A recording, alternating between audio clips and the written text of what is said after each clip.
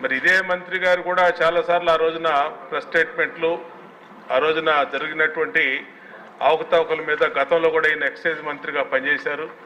ఆయనకు తెలుసు జరిగినటువంటి అంశాలన్నీ. పూర్తిగా అనేక అవకతవకల మధ్య చాలా ఇన్ఫ్లుయెన్స్లు, ఏ మార్గదర్శకాలు కూడా లేకుండా తమ సొంత వారికి, వైఎస్ఆర్ కాంగ్రెస్ పార్టీ వాళ్ళకి, తమ సొంత మనుషులకు ఇచ్చుకున్నారు. అనేక వ్యవస్థల్ని మేనేజ్ చేశారు అధ్యక్ష.